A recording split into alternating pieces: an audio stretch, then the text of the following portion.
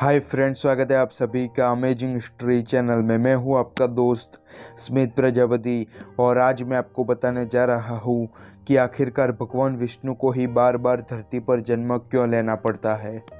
भगवान विष्णु जिन्होंने धरती पर अनगिनत अवतार लिए हैं, भगवान विष्णु ही एकमात्र ऐसे भगवान हैं जिन्हें बार बार पृथ्वी पर जन्म लेना पड़ा और आगे भी लेते रहेंगे। हम सबके मन में ये प्रश्न तो जरूर आता होगा कि क्यों भगवान विष्णु को ही बार बार पृथ्वी पर जन्म लेना पड़ा था। अब आपका उत्तर यह होगा कि पाप या अधर्म का नाश करने के लिए। तो आपका उत्तर पूरा नहीं है। भगवान विष्णु को एक श्राप के कारण पृथ्वी पर अवतार लेने पड़े थे। रामानंद सागर द्वारा रचित रामायण में यह बात का वर्णन मिलता है कि ऋषि भृगु के श्राप के कारण भगवान विष्णु को पृथ्वी पर अवतार लेने पड़े थे। इसके पीछे की कहानी जानने के लिए बने रहे हमारे साथ। इस पृथ्वी पर सबसे भयानक श्राप महर्षि भृगु द्वारा भगवान विष्णु को ही दिया गया था। मत्स्य पुराण में बताई गई कहानी के अनुसार शुक्राचार्य का वर्णन मिलता है, जो असुरों के गुरु थे। शुक्राचार्य महान ऋषि होने के साथ साथ असुरों के कुल गुरु भी थे। शुक्राचार्य के पिता महर्षि भृगु तथा माता काव्य माता थी। युवावस्था में शुक्राचार्य और बृहस्पति गुरु एक ही साथ एक ही गुरु से शिक्षा प्राप्त करते थे और वह थे गुरु अंगिरस। अंगिरस बृहस्पति के पिता थे, लेकिन शुक्राचार्य बृहस्पति से अधिक ज्ञानी थे। शुक्राचार्य ने ऋषि अंगिरस से वेदों का ज्ञान प्राप्त किया था, लेकिन अंगिरस अपने पुत्र बृहस्पति और शुक्राचार्य में पक्षपात करने लगे थे, ऐसा शुक्राचार्य को लगता था।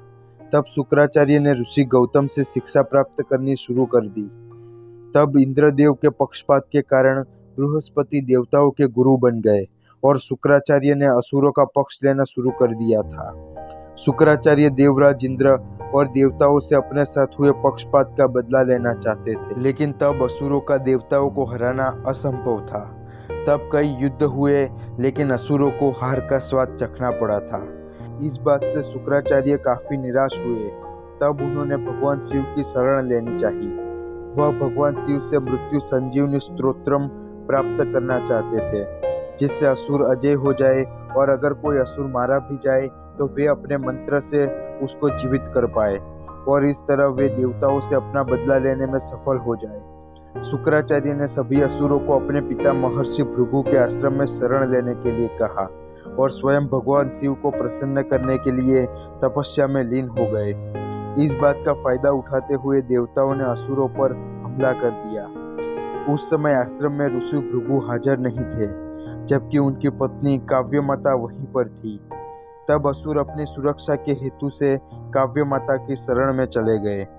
काव्य माता ने असुरों की रक्षा करने के लिए योग शक्ति का प्रयोग किया, जिससे काव्य माता ने एक कवच का निर्माण किया और जिससे देवताओं असुरों के सामने हारने लगे थे।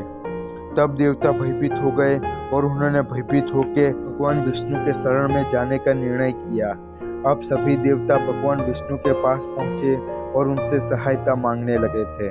तब भगवान विष्णु ने इंद्र के शरीर में प्रवेश किया और देवताओं की रक्षा करने का निर्णय लिया।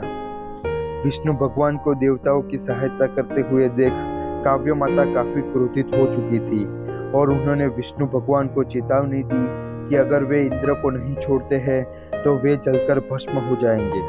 तब इंद्र ने भगवान विष्णु को उन्हें क्षमा न करने के लिए कहा और उन्हें काव्य माता को समाप्त करने के लिए प्रेरित करने लगे थे। तब भगवान विष्णु ने अपने सुदर्शन चक्र का वार काव्य माता पर कर उनका सर धड़ से अलग कर दिया था। जब भृगु ऋषि अपने आश्रम में पहुंचे तो वहां का नजारा देख वह क्रोध से आग बबूला हो गए और उन्होंने देखा कि उनकी पत्नी जमीन पर मरी हुई पड़ी है। काव्य माता की ऐसी हालत देख भगवान विष्णु को उन्होंने श्राप दे दिया और कहा, आपने एक महिला की हत्या करके अपना धर्म तोड़ा है।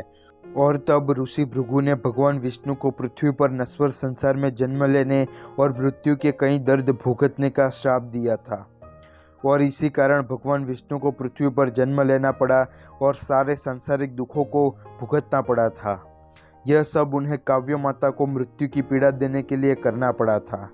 हालांकि बाद में ऋषि भृगु ने अपनी पत्नी को अपने कमंडल से जल छिड़क कर जीवित कर दिया था, लेकिन ऋषि भृगु इतने क्रोधित हो चुके थे कि उन्होंने विष्णु भगवान को भी नहीं छोड़ा। और इस प्रकार ऋषि भृगु के शाप के कारण भगवान विष्णु को बार बार पृथ्वी पर जन्म लेना पड़ता है।